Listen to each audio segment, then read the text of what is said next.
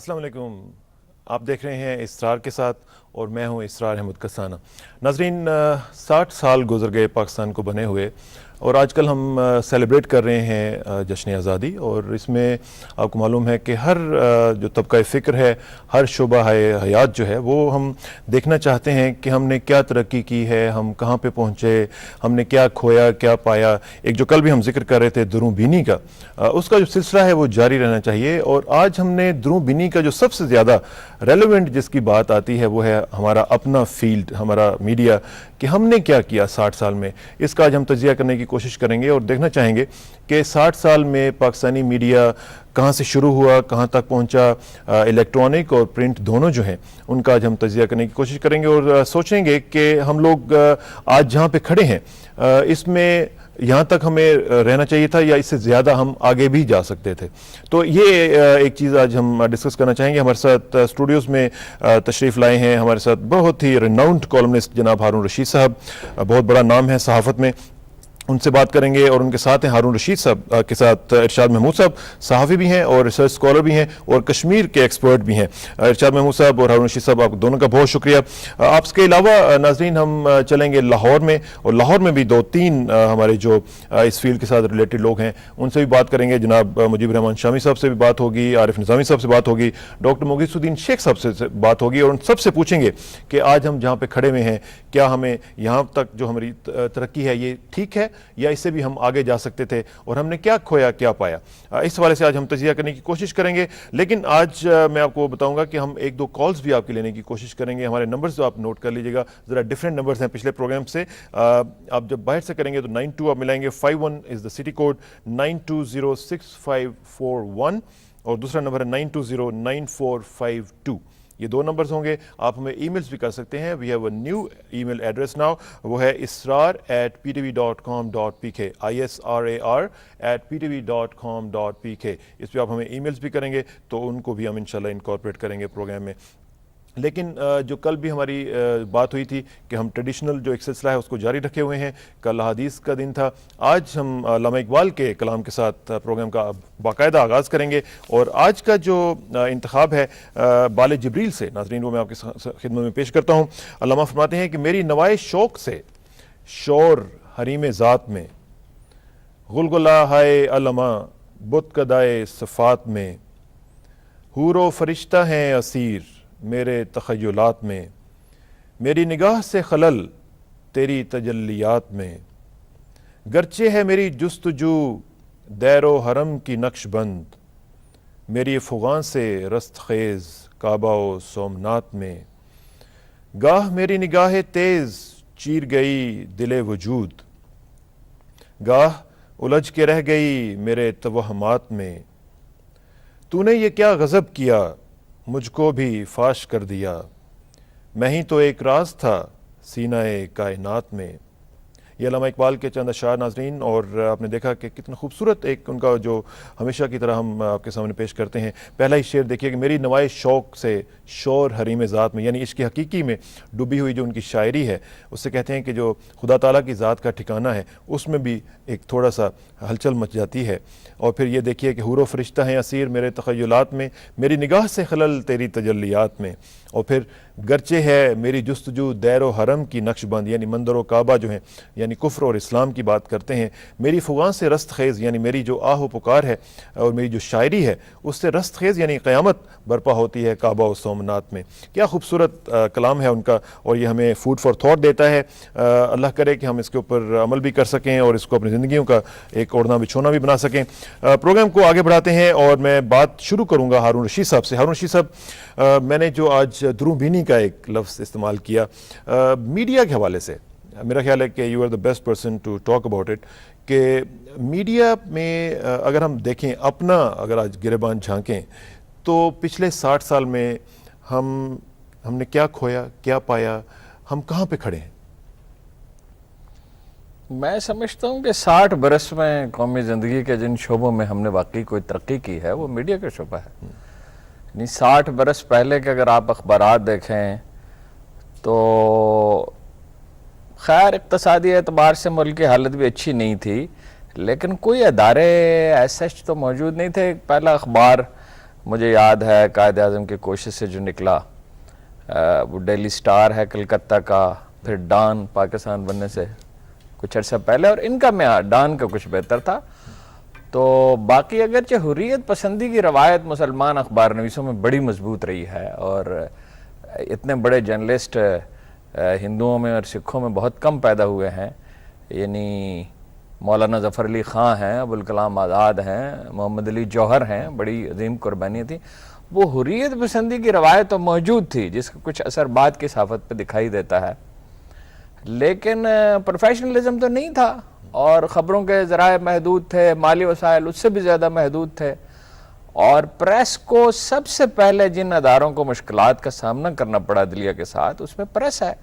اور 58 کا martial law لگنے سے پہلے ہی عمل شروع ہو گیا تھا. آپ کو یاد ہے نوائے وقت پہ ممتاز دولتانہ نے پابندی لگائی اور بڑی مشکلات پیدا کی.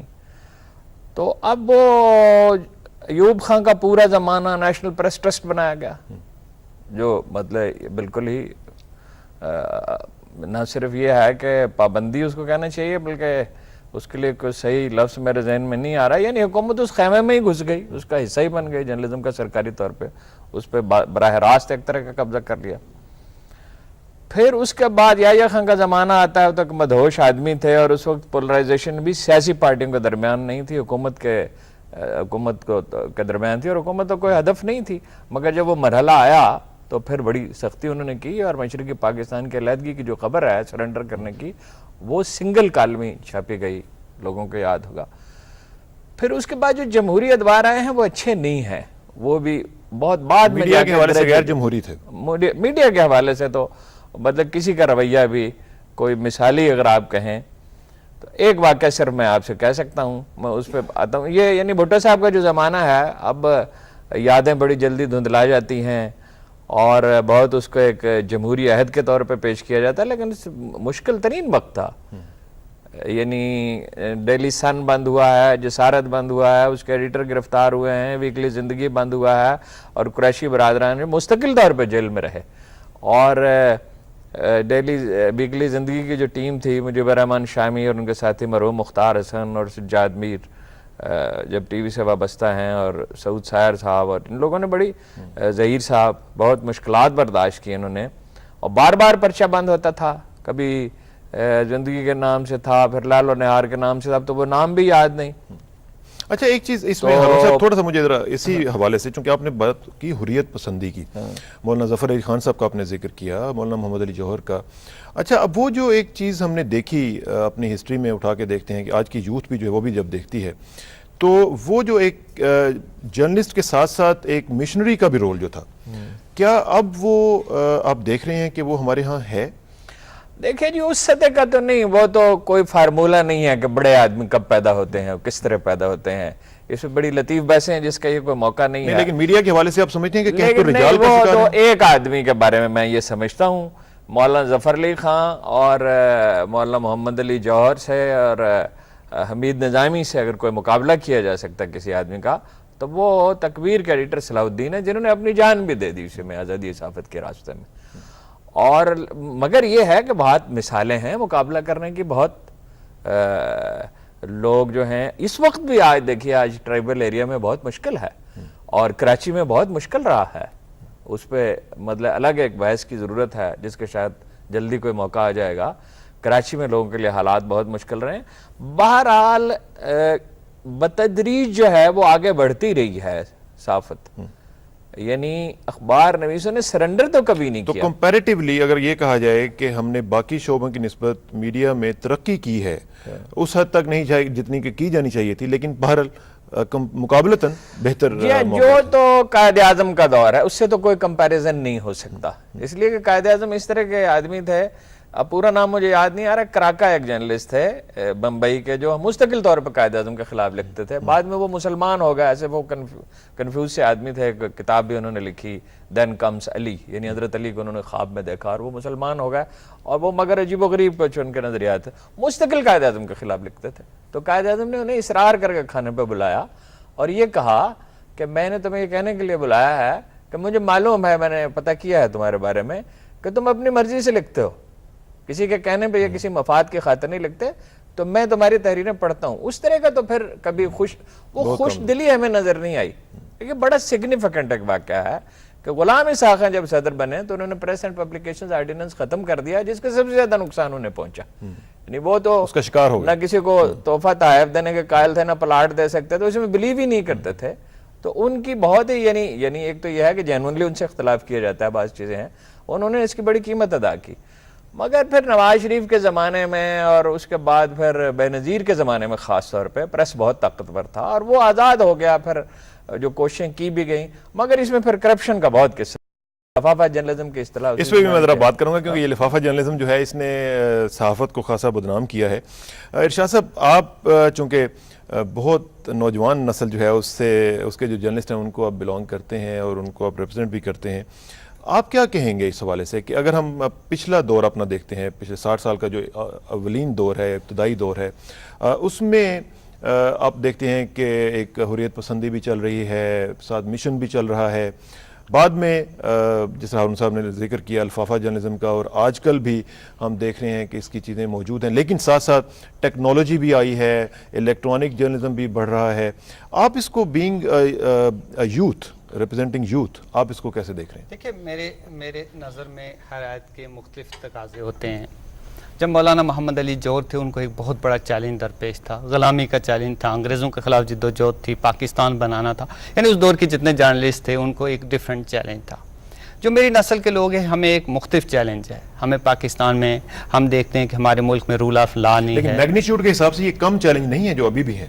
لیکن دیکھیے چیلنج میں فرق ہے. میرا پوائنٹ یہ ہے کہ آزادی حاصل کر لینا ایک بہت بڑا کام ہے, لیکن اس کو مینٹین کرنا اس سے بھی میں سمجھتا ہوں کہ جیگینٹک ٹاسک ہے, جو بہت ہی بڑا چیلنج سمجھتے ہوئے اس کو آگے لے کے جانا چاہیے. دیکھیں, یہ درست ہے کہ اس سے بڑا چیلنج ہے, لیکن اگر آپ پچھلے 10 سال پہ نظر ڈالیں, 10 سال پہلے جب 90s میں, ارلی 90s میں پاکستان کی پریس کی کیا حالت تھی, اور اس کے بعد جیسے یہاں سویلین کی گورنمنٹس آئی, جو ڈیموکریٹک گورنمنٹس تھی, الیکٹڈ گورنمنٹ تھی, ان کے خلاف جو ہے کرپشن جو انہوں نے کی, یا ملک میں جو بدعنوانی کی جو انہوں نے رواج ڈالا, اس کے خلاف یہی پریس کھڑا ہوا, اور اسی لیے سارے قصے کو بے نقاب کیا, جس کی وجہ سے وہ کافی وہ لوگ ڈسکریڈٹ ہوئے. ملک میں پھر ایک احتساب اور ایک نئی جمہوری روایات پروان چڑھنا شروع ہو گئی.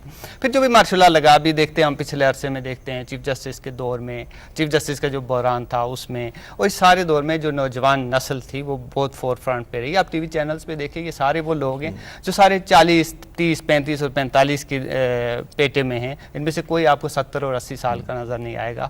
پھر یہ جو ہمارا انگلش جرنلزم آیا, اور جو میڈیا جو چینلز کا دور آیا, اس سب میں نوجوان ہیں, اور ہم نے دیکھا کہ انہوں نے بڑی قربانی دی, بڑے مشکل حالات میں کام کیا. جیسے 12 مئی کو ہم نے دیکھا کہ کراچی میں میڈیا کے لیے بڑا مشکل دن تھا, لیکن لوگوں نے بہت کام کیا اور اس پورے معاملات کو ان کو ایکسپوز بھی کیا. اس طرح میں سمجھتا ہوں کہ جیسے یہ جو چیلنجز ہیں آج کے دور کے مختلف ہیں, لیکن اس میں جہاں ہم یہ سمجھتے ہیں کہ لوگ کہتے ہیں کہ اس لفافہ جرنلزم چل رہا ہے, لوگوں کو انفلوئنس میں لا رہے ہیں, وہاں بے شمار لوگ ایسے ہیں کہ جو کسی کے اثر سوکھ میں نہیں آ رہے ہیں, اور جو زیادہ جرت اور زیادہ بہادری کے ساتھ نئی تاریخ رقم کر رہے ہیں, اور میڈیا کو انہوں نے کھول کے رکھ دیا. آپ ایک پازیٹیو اس کا نوٹ دے رہے ہیں. ناظرین, اسی بات کو آگے بڑھائیں گے, اور اب چلتے ہیں ذرا لاہور, اور لاہور میں ہمارے ساتھ موجود ہیں ڈاکٹر مغیث الدین شیخ صاحب, اور وہاں پہ ایک استاد کے طور پر اور ایک جرنلسٹ کے طور پر وہ کیا کر رہے ہیں اور لوگوں کو کیسے ٹرین کر رہے ہیں, اس حوالے سے بات کرتے ہیں. ڈاکٹر مغیث الدین شیخ صاحب, السلام علیکم. جی شیخ صاحب السلام علیکم. جی وعلیکم السلام صاحب. ڈاکٹر صاحب, ہم بات کر رہے ہیں کہ پچھلے 60 سال میں میڈیا نے پاکستان میں کیا کھویا کیا پایا, ایک دروں بینی کا جو ایک عمل ہے اس میں سے گزرنے کی کوشش کر رہے ہیں. آپ استاد بھی ہیں, آپ کے پاس جرنلسٹ آتے بھی ہیں, آپ جرنلسٹ پروڈیوس بھی کرتے ہیں. آپ کیا اس کا انالیسس کریں گے کہ ہم نے جو بھی ترقی کی ہے اور جتنی بھی کی ہے, کیا آپ اس سے مطمئن ہیں؟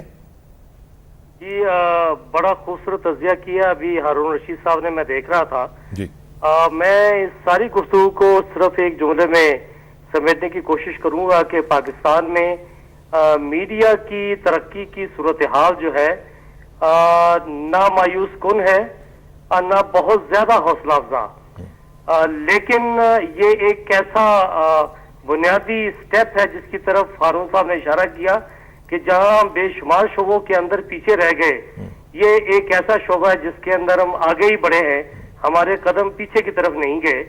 اس کے اندر صحافیوں کی جدوجہد اور جہد مسلسل، ان کی قربانیاں، ان کا بھی عمل دخل شامل ہے، اور زمانے کے ساتھ بہنے کی جو ایک طلب ہوتی ہے اور زمانے کے ساتھ اپنے چلن کو بدلنے کے لیے جو ایک خواہش ہے ہمارے میڈیا کے لوگوں کی، اس کا بھی اس میں بہت عمل دخل ہے.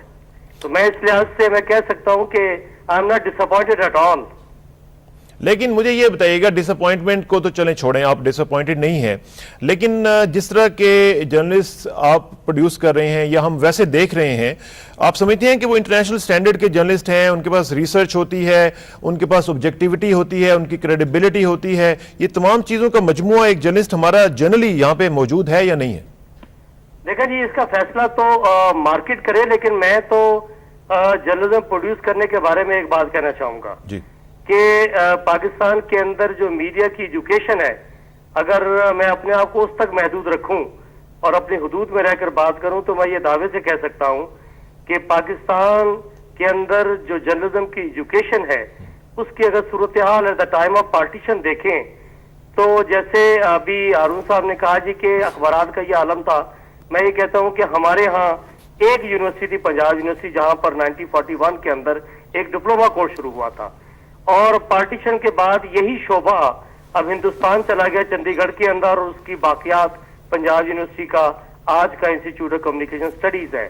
اگر آپ دونوں کا موازنہ کر کے یہ دیکھیں کہ آج پاکستان کی 17 یونیورسٹیوں میں ماسٹر لیول پر ابلاغیات کی تعلیم دی جا رہی ہے، یہ وہ 60 سال کا سفر ہے. اور آن ورلڈ اگر آپ غور کریں، یہ میں بات دعوے سے کہتا ہوں کہ اس وقت پنجاب یونیورسٹی کے اندر خاص طور پر ایک ماڈل جو یہاں پر نافذ کیا گیا ہے، اس کے بارے میں ابھی یورپ بھی پھر کے آیا ہوں، اوزلو یونیورسٹی بھی گیا ہوں، دیگر کنٹریز کے ماڈل بھی ہم نے دیکھے ہیں، اور اس کی روشنی میں آج الحمدللہ میڈیا یونیورسٹی کا ایک پورا بلو پرنٹ اور کانسیپٹ جو لوگوں کے سامنے پیش کیا ہے. آج ہم چائنا کی کمیونیکیشن کی یونیورسٹی کو باقاعدہ ایڈوائس دیتے ہیں، آج ہم تہران کی یونیورسٹی آف نیوز کو باقاعدہ اکیڈمک ایڈوائس دیتے ہیں، آج ہم اوزلو اور ناروے کے اندر ایکسچینج پروگرام کے تحت وہاں جا کے پڑھاتے ہیں، اور وہاں کے لوگ یہاں پر اگلے مہینے یہاں پر ماسٹر پروگرام کی ریسرچ کرنے کے لیے پنجاب یونیورسٹی کے شعبے کو منتخب کر رہے ہیں. تو اس سے یہ پتہ لگتا ہے. اور میں ایک اور بات بھی یہ کہنا چاہوں گا آپ کے وساطت سے کہ ہمارے ملک میں بڑی مایوسی کی باتیں بھی ہوتی ہیں، ہم بہت پیچھے ہوں گے انڈیا کے مقابلے میں، لیکن let me tell you very frankly کہ in the field of journalism education at master level, at university level, ہم نے انڈیا جیسے ملک کو اپنے سامنے اٹھنے نہیں دیا. اور میں اس کی ایک مثال دینا چاہتا ہوں آپ کو کہ آپ یہ بات، یہ میں نے کئی مرتبہ پبلکلی یہ بات کہی ہے، I'm not kidding. مثلاً آپ ہندوستان میں ریسرچ کی، ابھی آپ نے بات کی کہ ڈاکٹر ایپن جو ریٹائر ہوا ہے، جس نے سب سے زیادہ ریسرچ پبلیکیشن پبلش کی ہے انڈیا کے اندر، بنگلور سے، پاکستان کے اندر الحمدللہ پروفیسر شریف مجاہد اور میں نے اس سے کہیں زیادہ ریسرچ پیپر انٹرنیشنل لیول کے پروڈیوس کیا ہے.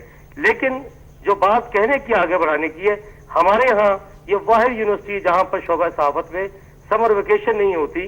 ہم لوگ انٹرنشپ کروا رہے ہیں آج کل، ہم لوگ ایکسچینج پروگرام کے تحت اپنے اسٹوڈنٹس کو جرمنی بھیج رہے ہیں، جہاں پر ڈچ ولا کے ساتھ ہمارا ایم او یو سائن ہوا ہے کہ ہمارے لوگ براڈ کاسٹنگ کی وجہ کے ٹریننگ لے رہے ہیں. ہماری یہ صورتحال اس وقت یہ ہے کہ we are the only in the world کہ کارنر یونیورسٹی میں اور ییل یونیورسٹی کے اندر کوئی ڈپارٹمنٹ آف میس کمیونیکیشن نہیں ہے جہاں پر ان کی مادری زبان یا انگریزی زبان کے علاوہ کوئی اور انٹرنیشنل لینگویج پڑھائی جاتی ہو.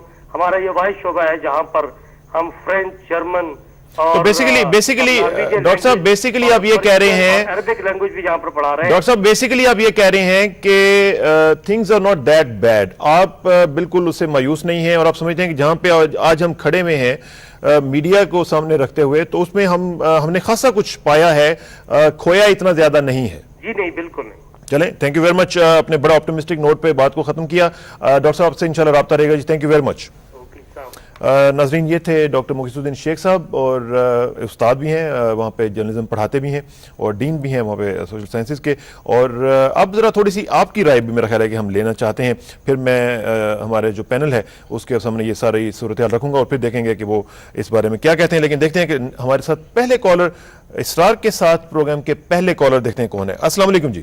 السلام علیکم. وعلیکم السلام جی. کون صاحبہ، کہاں سے جی؟ جی میں روبینہ گوہر سیالکوٹ کینٹ سے. جی روبینہ گوہر صاحبہ سیالکوٹ کینٹ سے، فرمائیے گا جی. میں یہ کہنا چاہتی ہوں کہ ہمارا جو میڈیا آزاد تو ہوا ہے، بہت سارے پرائیویٹ چینل کھلے ہیں، جی۔ لیکن یہ رسپانسبلٹی نہیں شو کرتے. یہ بعض اخبار ایسی خبریں دیتے ہیں جس سے پاکستان کا وقار مجروح ہوتا ہے. ٹھیک ہے. جیسے ہم اپنے گھر کی بات ایسی نہیں کرتے جس سے ہمارا گھر کا بیت کھلے, اسی طرح ہمیں تھوڑا بہت رسپانسبل ہونا چاہیے اپنے ملک کی بات کرتے ہوئے کہ ساری دنیا میں جا رہا ہوتا ہے. ٹھیک ہے, تھینک یو ویری مچ روبینہ صاحب, آپ نے بڑی اچھی بات کی ہے. اس کو میں تھوڑا سا اسی بات کو ہارون صاحب بڑھاتے ہوئے آگے, نیشنلزم جو ہے ہمارے ہاں, نیشنلزم اگر ہم تھوڑا سا کمپیئر کرتے ہیں, آپ بھی باہر جاتے رہے ہیں, مجھے بھی تھوڑا سا اتفاق رہا, ہم جب باہر کے لوگوں کو دیکھتے ہیں, فار ایگزامپل انڈینز کو دیکھتے ہیں, امریکنز کو دیکھتے ہیں, جوئش جو کمیونٹی ہے اس کو دیکھتے ہیں, تو ان کے جو جرنلسٹ ہوتے ہیں ان میں ہم ایک نیشنلسٹک اپروچ بڑی زبردست دیکھتے ہیں کہ ان کے تمام انٹرسٹ ایک جگہ پہ, جب ان کے اپنے ملک کا مسئلہ آتا ہے تو وہ وہاں پہ اکٹھے ہو جاتے. ہمارے ہاں اس طرح ہے؟ دو تین پہلو ہیں. دیکھیے, ایک تو یہ پاکستانی ایک نئی قوم ہے. یہ دیکھیں نا, جب آپ جیوز کی بات کرتے ہیں تو اس کے پیچھے 2000 سال کی تاریخ ہے, اور یہ ایک بالکل نیا ملک ہے. اور دوسرا پہلو اس کہ یہ قوم بننا کا عمل جو ہے وہ جاری ہے. یہ قوم ابھی بنی نہیں ہے. قائد اعظم نے ایک دفعہ کہا تھا کہ پاکستانیوں کو پورا پاکستانی بننے میں 1 صدی لگے گی, اور پاکستان کو پورا پاکستان بننے کے لیے 100 سال درکار ہے. قومیں اسی طرح بنتی ہیں دنیا میں ہمیشہ, یہ کوئی نئی بات نہیں ہے. اگرچہ ہمارے ہاں کچھ چونکہ حکمرانی کی 700 سال کی روایت ہے تو غیر ذمہ داری کا ایلیمنٹ بعض اوقات زیادہ. انڈیا کے حوالے سے کیا کہیں گے؟ بھی قوم نہیں ہے پھر اس کا مطلب؟ نہیں, وہ تو پہلے سے ایک ملک تھا. یعنی انڈین نیشنلزم جو ہے اس کو تو اگر آپ بہت قدیم سے نہ بھی شمار کریں اور شیواجی کے زمانے سے بھی شمار کریں تو یہ 18ویں صدی کا آغاز ہے نا. اور پھر کانگریس ہے, اس کی ڈیولپمنٹ ہے, پھر اس میں انڈسٹری میں ان کے لوگ تھے اور ادارے انہوں نے بنا لیے, پھر تعلیمی ادارے بہت اچھے تھے, پھر انٹرپشن اس میں نہیں. دوسری بات یہ ہے کہ پراپیگنڈے سے جرنلزم کی طرف جب بھی کوئی بھی ملک آئے گا, اور یہ صرف ہمارا تجربہ نہیں ہے, ترکی کا بہت بڑا تجربہ ہے, اس پہ کافی کام بھی ہوا ہے, تو اس میں غیر ذمہ داری کا ایلیمنٹ ضرور ہوگا.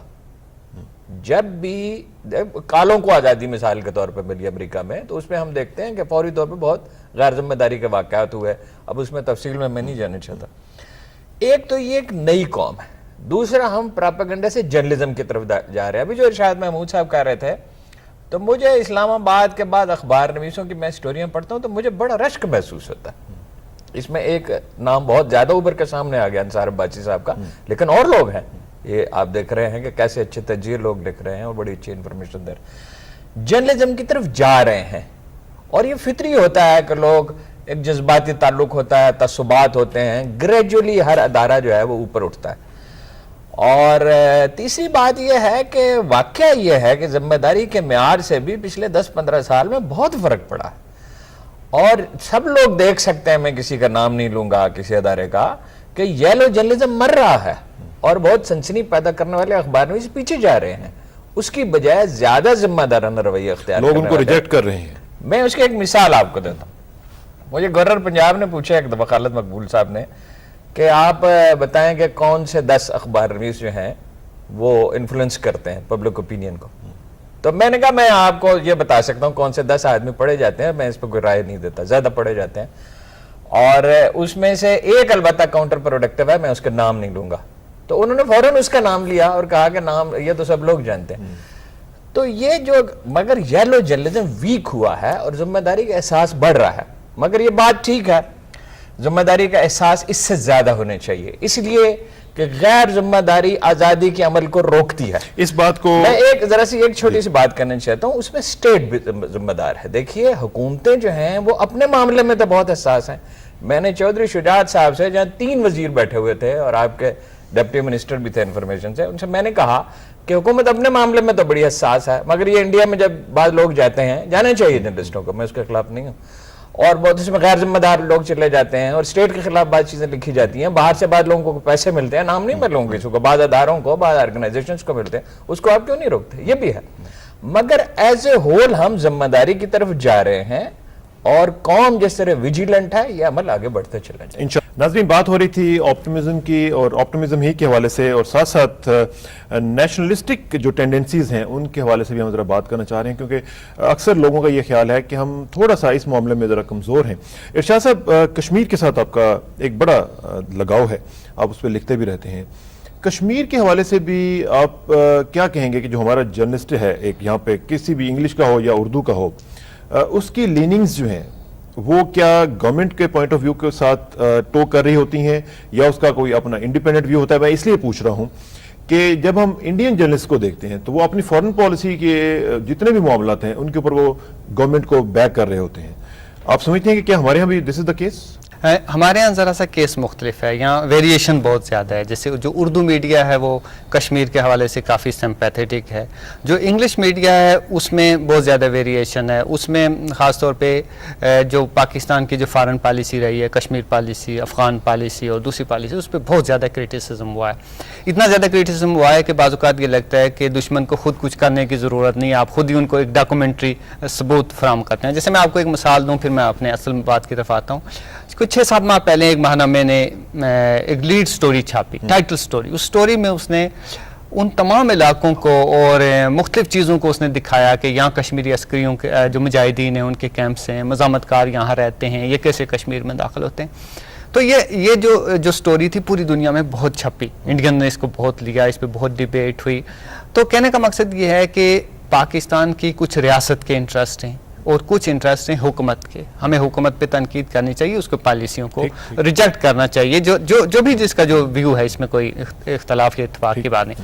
لیکن کشمیر بھی ہمارا ایک نیشنل کاز ہے اور نیشنل کاز رہا ہے بہت سالوں سے. اس کے ساتھ وابستگی کے باوجود جو ہے اس میں بہت سارے سینسیٹیو ایشوز ہیں. کشمیر کے اندر جیسے جو ایک پولیٹیکل سٹرگل ہے, اس پولیٹیکل سٹرگل کے ساتھ ساتھ وہاں ایک عسکری تحریک چلتی رہی ہے. تو اس میں ہم نے کبھی بیلنس نہیں رکھا اور اس کے بیلنس خراب ہونے کی وجہ سے یہ پرابلم ہوا. کریں گے اس بات سے کہ ہم کشمیر کے حوالے سے ذرا تھوڑا سا کمزور ہیں؟ جی اس میں ایک تو میں وہی بات پھر دہراتا ہوں کہ قوموں کو بننے میں وقت لگتا ہے, قومی مزاج بننے میں, اٹیچ ہونے میں. بہت سے اس کے فیکٹرز ہیں, یہ ایک بڑی پیچیدہ بحث ہو جائے گی. مگر اس میں ایک تو امریکی انفلوئنس کافی ہے اور امریکیوں نے ہمارے انگلش میڈیا پہ بہت کام کیا ہے اور بعد میں اردو میڈیا پہ بھی کیا ہے. اور چنانچہ 14 اکتوبر کو 12 کو جنرل صاحب نے ٹیک اوور کیا جنرل مشرف نے, تو 14 کو جب امریکی سفیر کی ملاقات ہوئی تو انہوں نے جن چیزوں پہ زور دیا اس میں ایک فریڈم آف ایکسپریشن بھی تھا. امریکی سمجھتے تھے کہ ہمارے لیے اس میں کوئی تھریٹ نہیں, اگرچہ آپ میرا خیال ہے وہ پچھتا رہے ہوں گے اس پہ. تو اس میں بہت ہی ایک غیر ذمہ دار ایلیمنٹ ہے. 2 طرح کے لوگ ہیں, ایک وہ جس کو میں کہتا ہوں کہ ملا ہے اور ایک سیکولر ملا ہے. ایک وہ جس نے پاکستان کو قبول نہیں کیا اور وہ اب وہ پارٹیوں کی سطح پہ پالیسی تو اگرچہ نہیں ہے مگر ابھی بھی وہ کنفیوز ہے.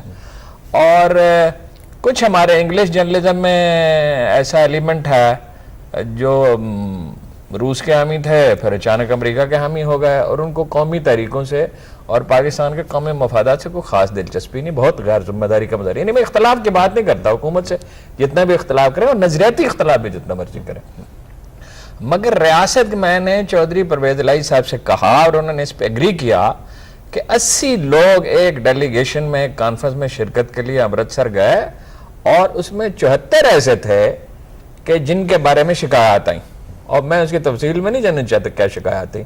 اور انہوں نے کہا کہ مجھے افسوس ہے کہ ایسا ہوا اور فلاں لوگوں نے اس کا مشورہ دیا تھا اور فلاں لوگ گئے تھے. ایک کچھ لابیز ہیں, انڈیا نے اس میں بڑا کام کیا ہے اور ہم نے اس پہ کام نہیں کیا. اسی کام کے حوالے سے میں تھوڑا سا ذرا بات کروں گا. پچھلے دنوں میں شاہ صاحب میں آپ کی طرف آتا ہوں. پچھلے دنوں میں ہارون صاحب ایک پرائیویٹ چینل نے ایک پروگرام کیا 60 سال کے حوالے سے, جس میں انڈیا اور پاکستان کے لوگ بھی بلائے ہوئے تھے. اس میں نے یہ دیکھا کہ انڈینز جو تھے they were more prepared اور وہ they were more aggressive, they were more nationalistic as compared to the Pakistanis there.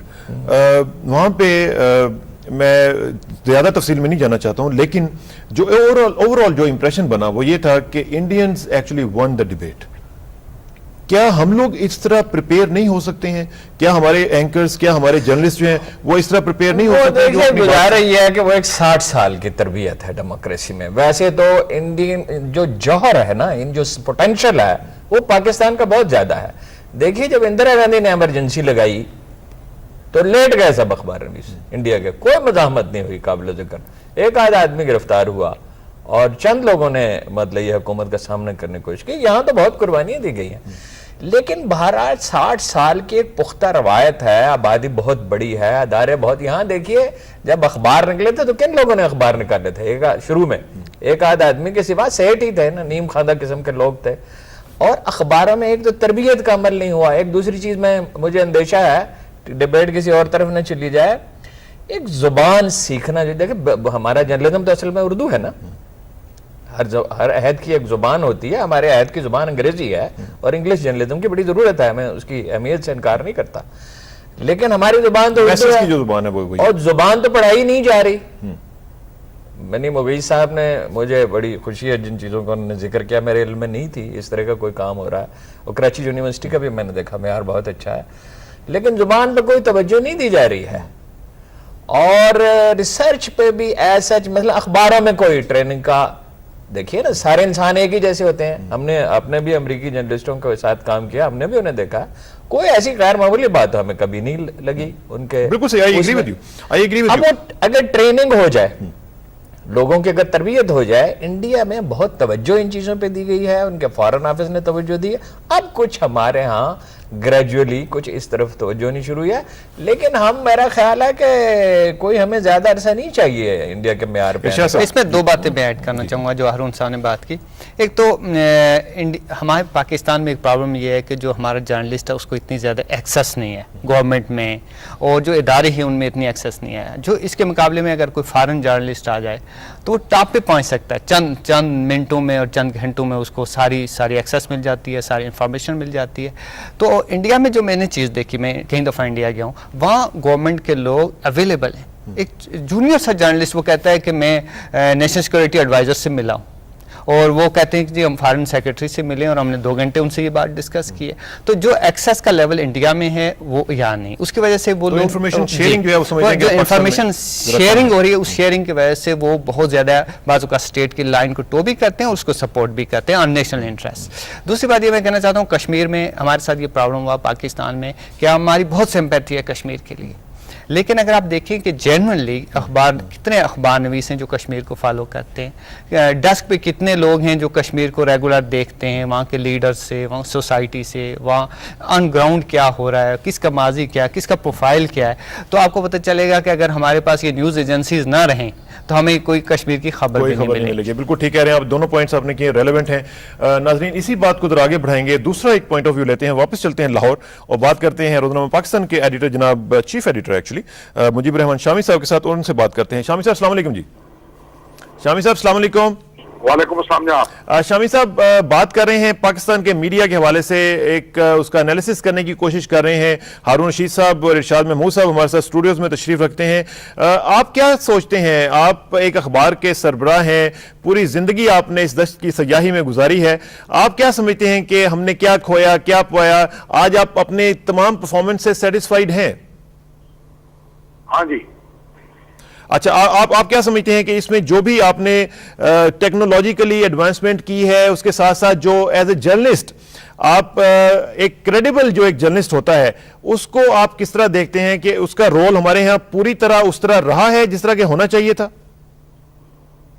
دیکھیں جی, ہمارا جو میڈیا ہے اور خاص طور پہ پرنٹ میڈیا, اس نے ترقی تو بہت کی ہے اور اس نے بڑے نامور صحافی بھی پیدا کیے ہیں جی, اور بہت اچھے رپورٹرز بھی پیدا کیے ہیں.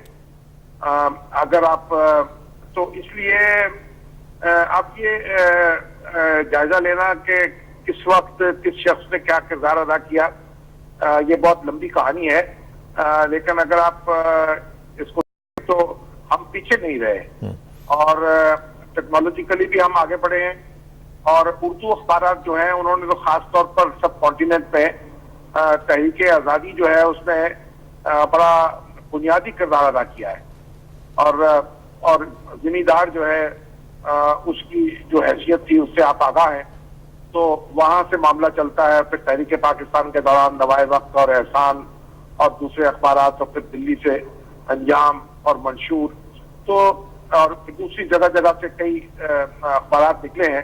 تو اس وقت یہ پرنٹنگ کی اور کمیونیکیشن کی وہ سہولتیں نہیں تھیں جو بعد میں آئی ہیں, اور آج ہمارے جو اخبارات ہیں وہ 20 صفحات کے 24 صفحات کے شائع ہو رہے ہیں اور 4 رنگوں میں شائع ہو رہے ہیں. اور اس میں شامی صاحب اس میں ایک چیز بتائیے گا کہ کیا الیکٹرانک جرنلزم کا جو آنا ہے ہمارے ہاں اور بڑے ود بینگ آنا ہے, اس کے ساتھ آپ سمجھتے ہیں کہ اوور آل کوالٹی پہ بھی فرق پڑا ہے؟ دیکھیے جی, اوور آل کوالٹی پہ فرق پڑا ہے, اور دیکھیے پہلے خبر جو تھی وہ اخبارات کے ذریعے لوگوں تک پہنچتی تھی یا ریڈیو کے ذریعے پہنچتی تھی. اب الیکٹرانک میڈیا جو ہے اس نے لوگوں کو زیادہ انوالو کر لیا ہے اور خبر کے لیے ان کو اخبار کا انتظار نہیں کرنا پڑتا. تو قومی اور بین الاقوامی خبریں ہیں، لیکن اس کے ساتھ ساتھ کئی خبریں ایسی ہیں مقامی سطح کی اور بیانات کی اور دوسری چیزیں جو الیکٹرانک میڈیا اس طرح کور نہیں کر پاتا. اس میں صرف موٹی موٹی خبریں جو ہیں وہ کور ہوتی ہیں. تو اخبار کا کیا رول رہ گیا باقی پھر؟ اخبار جو ہے، اخبار کا رول جو ہے وہ زیادہ وسعت پکڑ گیا ہے، کیونکہ جو مقامی خبریں ہیں اور ایسی خبریں جو الیکٹرانک میڈیا میں اچھے طریقے سے نہیں آ پاتی، اور اس کے ساتھ یہ ہے کہ تجزیاتی پہلو کی طرف اب رخ زیادہ کرنا پڑے گا. لوگ اس بات کی توقع کرنے لگے ہیں آپ میڈیا سے اور خاص طور پہ اخبارات سے کہ وہ خبریں نہ دے بلکہ خبروں کے پیچھے جو کچھ ہو رہا ہے اور جو تجزیاتی خبریں ہیں ان کو زیادہ شوق سے لوگ پڑھ رہے ہیں، جو کالم ہیں ان کو زیادہ شوق سے لوگ پڑھ رہے ہیں، جو آرٹیکلز ہیں، جو کارٹونز ہیں ان کو لوگ زیادہ توجہ سے دیکھ رہے ہیں. تو اس حوالے سے لوگوں کی توقعات پہلے سے بڑی ہیں اور میں یہ نہیں کہہ سکتا کہ پرنٹ میڈیا نے وہ توقعات پوری کر دی ہیں. وہ توقعات کو پورا کرنے میں بہت کچھ کام کرنا باقی ہے. لیکن اب آپ دیکھ رہے ہوں گے کہ اب ہمیں اردو اخبارات میں بھی فرنٹ پیج پہ بہت سے انالیسس جو ہیں وہ دکھائی دیتے ہیں، خبروں کا پس منظر دکھائی دیتا ہے، اور اسی طریقے سے جو کالم ہے ان میں بھی یہ ایک رنگا رنگی پیدا ہوئی ہے. لیکن ابھی کئی میدانوں میں ہمیں بہت سا کام کرنا ہے، خاص طور پہ معیشت کے حوالے سے اور اکانومی کے حوالے سے اور سائنس اور ٹیکنالوجی کے حوالے سے اور لوگوں کے مسائل کے حوالے سے. میرا خیال ہے کہ بہت کام کرنے کی گنجائش باقی ہے. چلیں اللہ کرے کہ شامی صاحب یہ کام ہم کر سکیں، اور جو ایک وینگ گارڈ کا رول جو ہے، ہراول دستے کا رول ہے ایز اے جرنلسٹ، وہ سب لوگ ادا کر سکیں. تھینک یو ویری مچ، آپ کا بہت شکریہ. مجیب الرحمان شامی صاحب ہمارے ساتھ موجود تھے، ڈیلی پاکستان کے chief editor based in Lahore, ہم سے بات کر رہے تھے. انہوں نے بھی ایک آپٹمسٹک نوٹ پہ ہی یہ بات کو ختم کیا ہے. ناظرین، یہ جو چیز ہے اس میں ہم مزید بھی آگے بات کریں گے. ابھی ہم نے عارف نظامی صاحب سے بھی بات کرنی ہے اور انگلش جرنلزم کا بھی رول ہم نے ان سے ڈسکس کرنا ہے. لیکن ایک چیز بڑی امپورٹنٹ ہے اور وہ ہے ٹیررزم کے حوالے سے ایک فنومینا پچھلے 9/11 کے بعد خاص طور پہ ہم دیکھ رہے ہیں. اس میں ہمارے میڈیا نے اویئرنیس کریٹ کرنے کے لیے کیا کچھ کیا ہے، وہ بھی ایک بہت بڑا ایک فیکٹر ہے جس کا آج ہم نے تجزیہ کرنا ہے. لیکن ٹیررزم کے حوالے سے آج ہم آپ کو ایک چھوٹے سے ویجولز دکھاتے ہیں، کلپ دکھاتے ہیں. وہ آپ دیکھیے گا، دو بچوں کی آپس میں گفتگو ہے. یہ مکالمہ پچھلے دنوں میں آپ نے پی ٹی وی پہ بھی دیکھا ہوگا. پریزیڈنٹ کا ایک فنکشن تھا تو اس میں دو بچوں نے پرفارم کیا. ایک بچہ جو ہے وہ ایک وکٹم کا ہے جو ٹیررسٹ ایکٹ میں وکٹم ہوا، اور ایک وہ کہ جس نے خودکش بومبنگ کی، ایک اس کی بچی ہے. تو یہ آپ دونوں دیکھیں اور پھر ہم آپ کے پاس واپس آئیں گے اور گفتگو کا آغاز دوبارہ سے کریں گے اور اس ٹیررزم کے حوالے سے بات کریں گے. ہم آپ کو بھی دکھا رہے ہیں وہ ویجولز اور وہ کلپ جو آپ ابھی دیکھیں گے. میرا نام فائزہ ہے، میری عمر 9 سال ہے. میرا نام ماہن ہے، میری امی کہتی ہیں میں 8 سال کا ہوں. میں یتیم ہوں. میرے ابو بھی نہیں ہیں. مجھے گڑیوں سے کھیلنے کا بہت شوق ہے. مجھے تو کرکٹ پسند ہے، میں تو ایک فاسٹ بالر بنوں گا.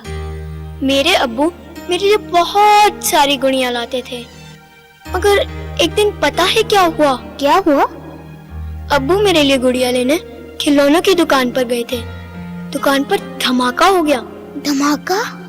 ہاں، امی بتا رہی تھی کہ ایک آدمی اپنے جسم پر بم باندھ کر دکان میں آیا اور جان کر کسی سے ٹکرا گیا. بہت زور کی آواز ہوئی اور آس پاس کے بہت سے لوگ مر گئے. یہ تو غلط ہے، اسلام میں خودکشی تو حرام ہے. مگر لوگ تو مر گئے نا، بہت برا ہوا. میرے ابو بھی ایسے ایک دھماکے میں مر گئے، بہت سارے لوگوں کے ساتھ. مگر امی کہتی ہیں کہ یہ دھماکہ ان نے خود کیا تھا. تمہارے ابو نے؟ ہاں، نہ جانے کیوں، مگر ابو بھی تو مر گئے. میرے ابو بھی تو ایسے ہی ایک دھماکے میں مر گئے تھے. تو کیا تمہارے ابو نے میرے ابو کو مارا تھا؟ امی کہہ رہی تھی کہ ابو کے اس کام سے ہم تو جیتے ہی جی مر گئے ہیں. مگر تم تو زندہ ہو. ہاں، जिंदा तो हूँ, मगर अम्मी कहती हैं कि जिन लोगों से कोई बात ना करे, सब लोग डरें, बहनों से कोई शादी ना करे, वो तो मर ही जाते हैं ना। तो इसमें तुम लोगों का क्या कसूर है? ना तुम्हारा, ना अम्मी का और ना बहनों का। हमें तो लोग मुजरिम समझते हैं ना, बुरा कहते हैं। मुझे अपने अब्बू बहुत याद आते हैं। जब उनको घर लाया गया तो खून ही खून था और मेरी गुड़िया भी खून से लाल हो गई थी। मेरे अब्बू तो घर भी नहीं आए, वो तो थे ही नहीं। मैं रोजाना दरवाजे पर खड़े होके उनका इंतजार करता रहता हूँ। उस दिन से मैं और मेरी अम्मी रोज रोते हैं, मगर रोने से अब्बू तो नहीं आते। हाँ, रोते तो हम भी हैं, मगर छुप छुप के। हमें तो कोई चुप भी नहीं कराने वाला।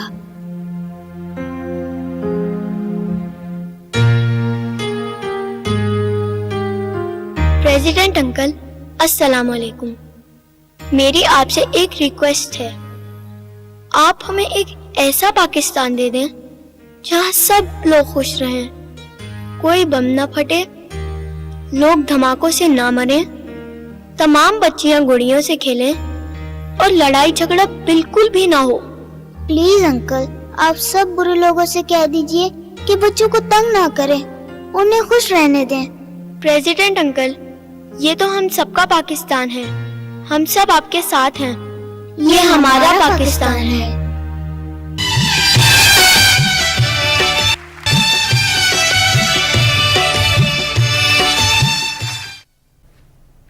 जी नाजरीन, ये अपने ये विजुअल्स देखे और ये दो बच्चों के बड़े टचिंग किस्म के और बड़ा दिल को हिला देने वाली ये बातें हैं और ये फैक्ट ऑफ लाइफ है जिससे हम इनकार नहीं कर सकते हैं। और आपने देखा कि प्रेसिडेंट की भी आंखों में आंसू थे और मैं देख रहा था कि उसमें हॉल में मौजूद तकरीबन तमाम लोग जो थे वो उस वक्त दे वर क्राइंग। ये चीज़ ही ऐसी है कि हमारे यहाँ पता नहीं कहाँ से ये सिलसिला शुरू हो गया टेररिज्म का और जिसने पूरी कौम को हिला के रख दिया है। हारून साहब, ये जो एक सिलसिला है जिसमें हमें एज ए मीडिया जो एक रोल प्ले करना चाहिए था, कई लोगों की राय है कि हमने वो रोल प्ले नहीं किया लोगों को एजुकेट करने में। अब खुदकुशी के मामले को देख लीजिए कि जिस तरह सुइसाइड बॉम्बिंग हो रही है, हमने क्यों नहीं एजुकेट किया लोगों को कि ये हराम है। कहीं ना कहीं तो हमसे मेरा ख्याल है कोताही हुई है। आप इस हवाले से क्या कहेंगे? मेरा ये ख्याल है कि इस पे सिर्फ मीडिया नहीं, पूरी कौम कंफ्यूज है।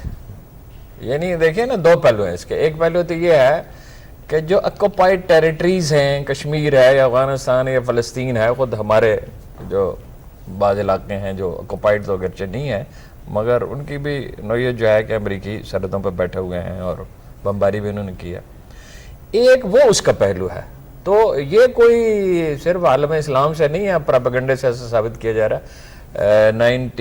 2000 तक, गालबन 2001 तक 52% खुद कुछ हमले जो हैं वो तामिल टाइगर्स कर रहे थे, जापानियों ने किए हैं।